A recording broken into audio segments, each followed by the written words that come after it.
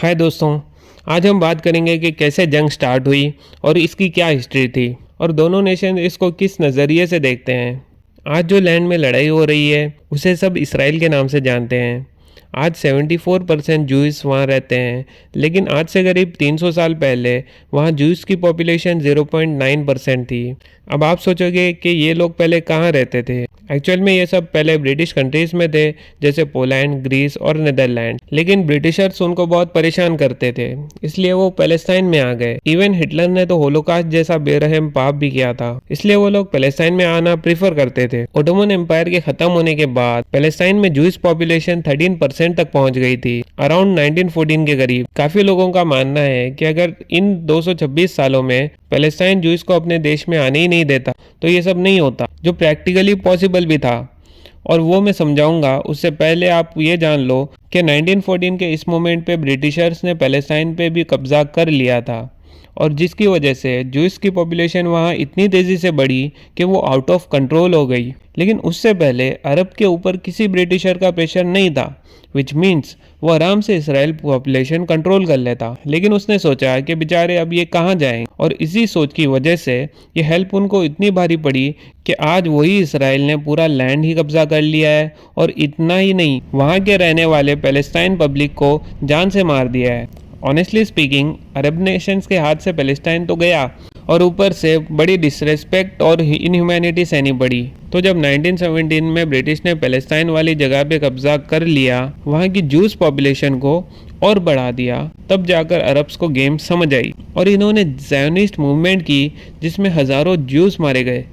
और फिर उसके बाद यूरोप में होलोकास्ट हुआ, जिसमें मिलियंस ऑफ जूस पब्लिक मारी गई। तो अब सेफेस्ट ऑप्शन जूस के पास पैलेस्टाइन ही था, क्योंकि अरब अंधाधुंध पब्लिक को नहीं मारते थे, वो सिर्फ सिलेक्टेड मिलिट्री एरिया पे अटैक करते थे। इसराइल की तरह नॉर्मल पब्लिक पे अटैक नहीं करते थे।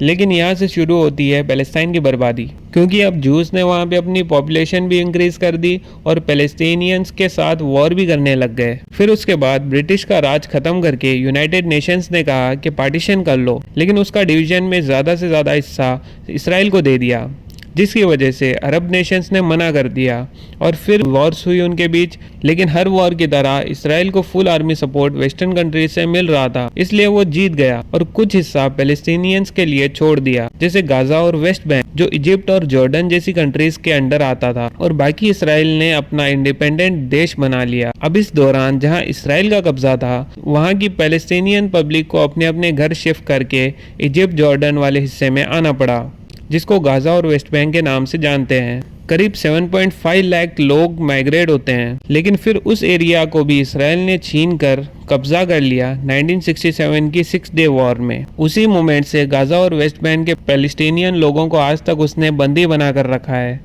अब इस गाजा पे अत्याचार की वजह से 1987 में पैलेस्टीनियंस में एक आतंकवादी ग्रुप ने जन्म लिया, जिसका नाम है हमास, और इसको मारने के बहाने से आज इसराइल मिलियंस ऑफ सिविलियंस की जान ले रहा है। 1917 से अब तक इसराइल ने या तो गाजा और वेस्ट बैंक वाले एरिया को चारों तरफ से घेरा रखा, या फिर उसके अंदर जाकर आम जनता को तकलीफें दी। 2008 तक आते आते जब वहाँ हमास की गवर्नमेंट बन गई, जो कैसे तैसे करके मिलिट्री अटैक्स करती थी इसराइल पे, उसका सल्यूशन इसराइल के एंटी ड्रोन टेक्नोलॉजी ने संभाल रखा था। बस अब गाजा और वेस्ट बैंक के आम लोगों के लिए कोई सल्यूशन नहीं बचा, और उसको आज दुनिया खुलेआम मरते हुए देख रही है। फिर 2008 से आज तक रिपीटेड वॉर्स हुई, जिसमें जान और माल का नुकसान सिर्फ आम जनता का होता है।